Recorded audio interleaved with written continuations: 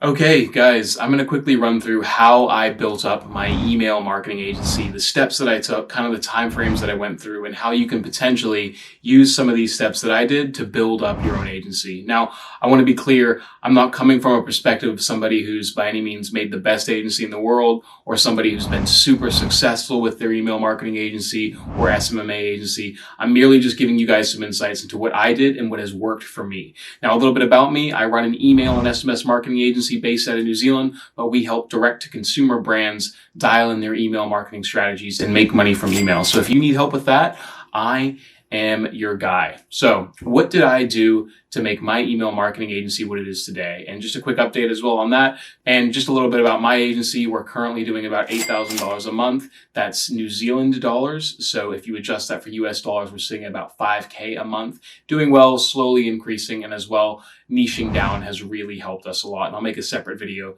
about that later. But the steps that I went through to make my agency. Number one, starting out. So this is day one. Before I knew anything, I actually contracted into another agency to learn the fundamentals of the trade that I now currently participate in. I'm an email marketer and I signed up to work with a digital marketing agency when I was a lot younger. I knew nothing and I was essentially paid by them to learn the trade and manage their email marketing clients. Now, when I first started, I sucked. Like, I was absolutely terrible. However, after doing it for quite a bit of time, after about 6 months, I got some pretty core skill sets that I could use to then move on to another agency. So that's 6 months of time spent just learning the trade. I then went on to another agency and started learning at that agency for a higher hourly rate. So then I worked at that agency for another year. I was contracting to them for a whole year, getting better, refining my craft, really paying attention, and this is what I always talk about, paying attention to the systems and processes that were in those agencies with the thought that I would then take those systems and processes and apply them to my own agency down the road. And that has actually worked really well because it's cut out a lot of time when it comes to my learning curve. Because while I was working at those agencies, and this is what I always tell people,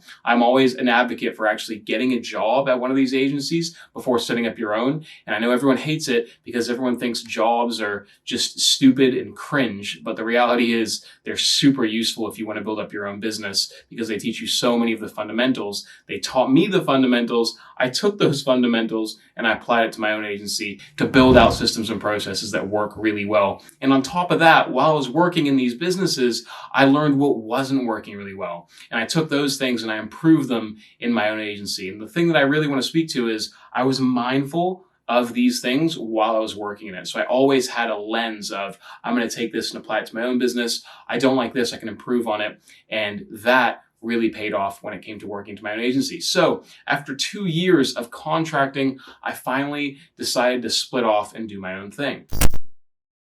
What I really started off doing was I created gigs on Fiverr and I created gigs on Upwork and applied for work on Upwork as an email marketer. And this was really my first venture in trying to build up my own thing, right? Outside of my work as a contractor, which I was still doing. There's this really good saying where people say, never let go of the branch that you're holding onto until you have hold of another branch. I probably butchered that, but basically what it means is don't take another opportunity until you're fully ready to give up this other opportunity. So don't quit your job to start up your own agency. Start up your own agency and continue working your job until things are fully running with your agency to then go and swing in full time into the other agency when that thing can actually support you. For example, if you don't need to pay rent anymore or your agency is paying your rent, then it's about time to then migrate from your current job into the agency space. So I created gigs on Fiverr and that got a really slow trickle of traffic where I was just doing small jobs here and there. Same again with Upwork. I was applying for a lot of jobs on Upwork. I didn't have a whole lot of success, but I did get a few bits and bobs in terms of work, which have since led into bigger things now. So while I was doing that, I was also in the process of assembling a team, right? As an email marketer, my team typically comprises of somebody who designs the emails, builds the emails, scripts the emails, and manages the projects. And what I do is I manage the projects. Now I can do everything else as well, but when it comes to managing my time and where I'm best suited, I'm actually better placed to outsource that work to people who are both better than me. There's better graphic designers out there and who are cheaper than what I would charge my client. So I started assembling a team of people who are really good. good. I started giving them little trial runs. And believe it or not, I actually lost quite a bit of money in this stage because I would give people tests and I'd give them little bits of work that cost me money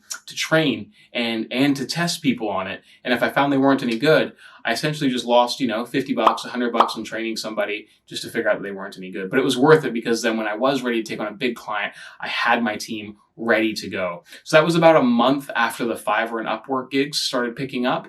And then I had that team ready. So then what I started to do is I started to do cold email outreach. Now, I've got a whole video on cold email outreach, but step number 3 in my process was cold email outreach. And that was me essentially recording a bunch of videos, outreaching to a bunch of different clients in the niche that I wanted to target. I've now niched down quite a bit more into the food and beverage industry. That's really the only email marketing that I want to do in the future.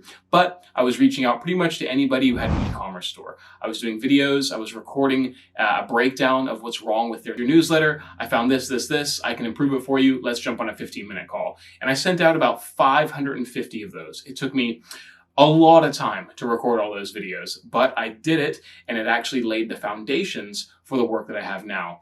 That cold email outreach strategy got me some of my first initial clients who are still with me today. And yes, it took a lot of work. Yes, they weren't the highest paying clients, but what I actually got to do with those initial clients that I got is I got to lay down some foundations when it comes to systems and processes within my business. I got to really test my staff to see if they were actually up to being able to what they said they could do. And I also got to test myself and learn things on the ropes while doing it, while at the same time, I felt like I was charging a pretty fair price for where I was at. So that was step 4. Cold email outreach. Step 5, I started joining some Facebook groups, and I'll be fully honest, I didn't really have any success in the Facebook groups that I was joining. So I kind of just abandoned that whole process relatively quickly. Step number 6, though, was building out my website. I actually hired a guy to build out my website, give me a more professional look and feel, as I was finding a lot of the times I get on these calls and people would be like, hey, can we take a look at your website? Can we look at some portfolio pieces? And having a website really differentiated me from a lot of the competition that was out there and allowed me to have a domain name to my email when I was doing my cold email outreach, which really set me apart from a lot of the other newbies that were out there. And it really gave me an edge. And also it just made me feel a lot more comfortable when I was telling people what I did, what I do, and all that good stuff. So building up the website was both good for my business, but also really good for my sense of self-worth and self-esteem as well as a business owner. Number 7, about a month after I finally finished my website, I started building out a bunch of networking opportunities. And by building out, I mean I started attending a lot of in-person and online networking opportunities. Now I'm in New Zealand. I joined a chapter or a business networking group called BNI. I really recommend you check that out. I guarantee you there's a BNI chapter near you that is spelled BNI. And I joined this group. It cost me $1,000 to join and $1,000 in food fees as well, but it pays for a year-long membership. And from that BNI group, I actually really opened up my network. I got to explain to people what I did, got to educate them on what my profession was,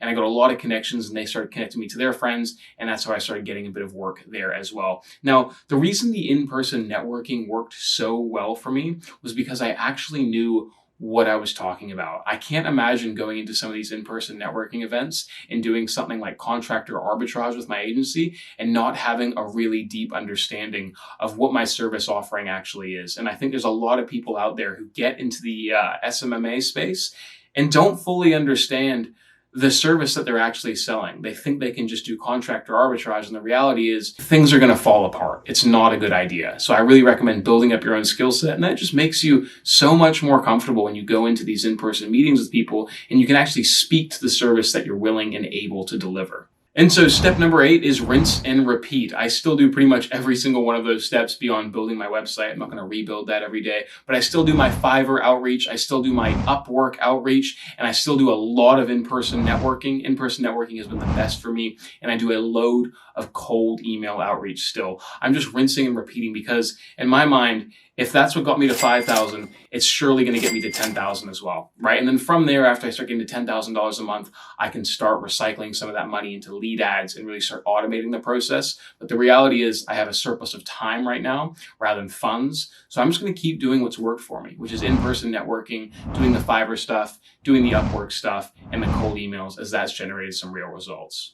So guys, what you can really take from my journey, and I reiterate this a lot when I meet people in the SMMA space, is to really know the thing that you're selling, right? If you're selling Facebook ads, you really need to know what it means to sell and manage a Facebook ad account and sell Facebook advertising as a service. How do you get that skill? I've said it in a previous video as well, but I really, really recommend trying to get a job at a marketing agency. I know a lot of people think that getting a job sucks and it's super cool to set up your own agency, but the reality is everything is going to become so much easier and your reputation is going to be a lot better if you actually work at a small agency, learn the fundamentals, and then spurt off and do your own thing after, rather than going into the space, not knowing how to do anything, burning your reputation, creating a LinkedIn account, people recognizing you're not actually good at what you do. And word travels fast. The world is really, really small, especially in small countries like New Zealand, where I live, and also in Australia, less so in the US, but nonetheless, word does travel fast. So I highly recommend building up your fundamental skill sets first. That is step number one,